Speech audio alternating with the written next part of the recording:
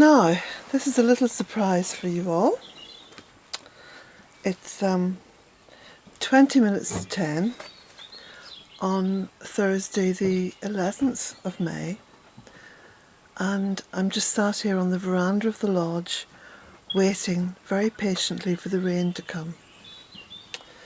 So I thought what I'd do, I would go into the house and grab the book, A Cottage and 3 Acres, and read a little bit from the book for you.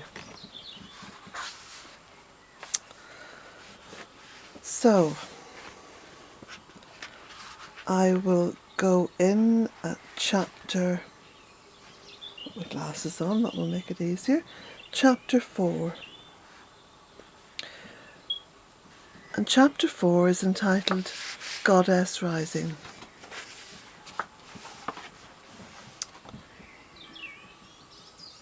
A Cottage and 3 Acres by Claire O'Neill.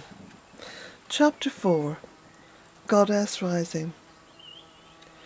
Where did all the frogs come from? Within a year of digging out the ponds and stream beds, there was a convergence of frogs in the gardens of Bealtaine.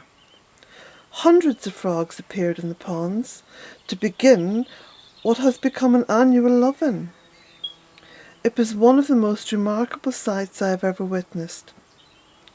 Word had spread on the froggy grapevine that there was a massive pond filled with spring water, waiting to be enjoyed. Irish amphibians are divided into 3 species: the natterjack toad, the smooth newt, and the common frog. The natterjack toad is extremely rare, found only in the far southeast and west. My mission was to create as amphibian-friendly habitat as was possible. I had collected up lots of stone and placed them around the shallow edges of the pond. I planted willow and dogwoods around the edges. Digging out soil around the water's edge, thus lowering the bank to water level, allowed for good and easy access in and out of the water for the creatures. Some of the frogs would leave the water to sit on the warm stones, basking in the sunshine. Just watching and listening to the frog chorus made me think about the land and the magic therein. I could have understood if only a few frogs had made that first appearance, to be followed with a build-up year on year, but this was inexplicable. Notions of the Earth Mother, the goddess, began to permeate my being. There was a spiritual awakening during that first spring at Bealtaine Cottage. All that had made sense to me before was being dissected, like pulling apart a jigsaw puzzle. I now knew how it all fitted together. It became clear to me just how every small detail was essential to the bigger picture.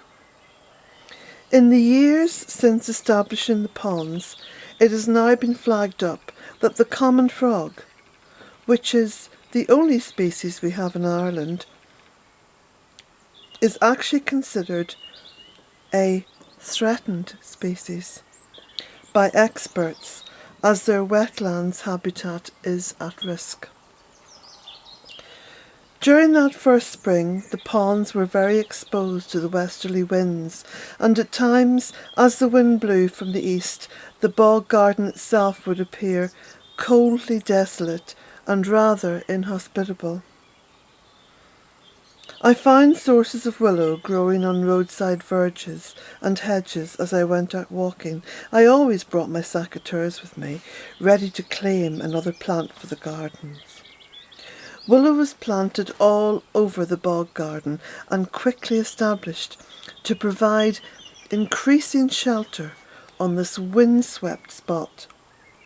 It seemed to me that everything I planted brought more and more creatures to the gardens. Birds, butterflies, bees, and small mammals began to appear here and there, especially where the spoils from the excavation of two ponds had been dumped as newly formed earth banks.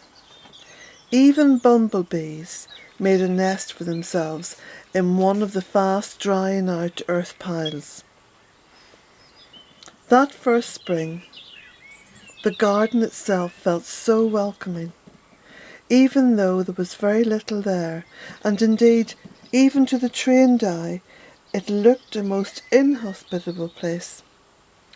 Despite the rain, which fell most days, I would leave the cottage each morning and venture out onto the land, sowing seeds in pots, planting slips and cuttings, and continually walking the land, encouraging it to communicate with me.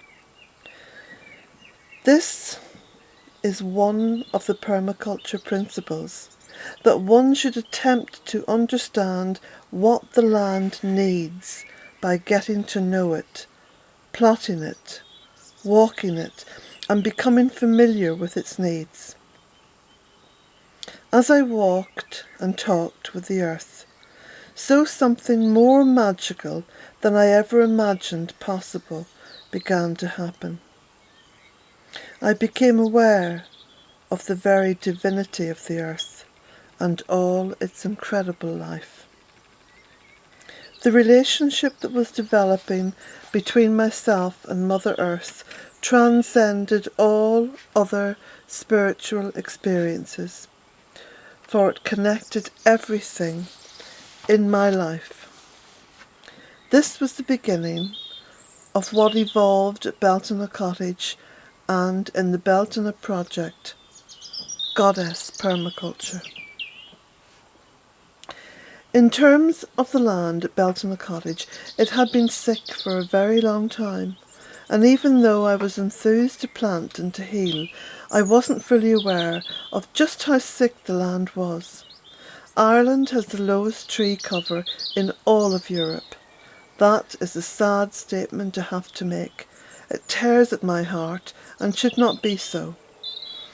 At the same time, the Irish government supports the mass planting of Sitka spruce forestry farms, where the same species is planted in regimented formation, line after line, covering enormous squares of land. These dark green squares of silent spring cover miles of mountain slopes, where they grow for 20 or so years before being harvested, leaving a decimated landscape in their wake. Once upon a time, Ireland was covered with thick, lush forests of oak, ash, rowan and hazel. Beautiful trees that made Ireland in Tudor times the Iraq of its day. In much the same way that Iraq was invaded for its oil wealth, Ireland was invaded for the wealth of its timber, which stood encapsulated within the great beauty of the magnificent forests. It has even transpired recently that the Burren in County Clare, now a famous limestone plateau, had once been an ancient forest. It hardly bears thinking about, imagining just how beautiful this land once was. During that first spring, I now understand it was the earth goddess who reached out to me. Within Celtic folklore, Ireland had 3 sovereign goddesses, Iru, Bamba and Folla. The land was, and remains, regarded as a female entity, invoking the name Mother Ireland. Whatever small tree or slip I planted on this impoverished land, this poor thin adobe soil, sprang into life. Each night as I retired to bed, my head would be full of plans for planting the following day, and every night as I went to sleep, I dreamt of the land, the This ancient island of mist and magic filled my dreams.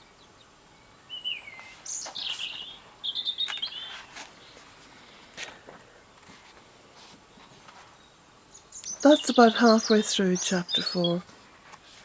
I'm going to stop there because the light is fading. And very soon the little bats will come out. I think there's about two or three bats live up in the attic in the cottage here. And they're awesome when they first come out. They swoop.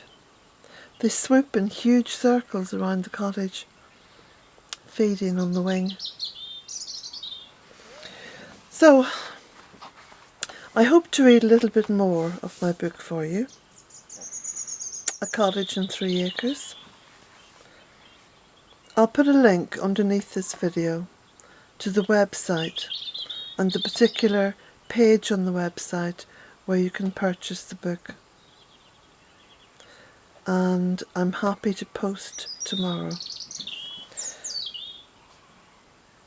I hope you enjoyed it. Please leave a comment underneath this video if you enjoyed my reading of some of chapter 4 to you.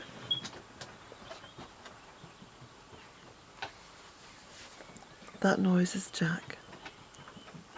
So I'll say good night and blessings.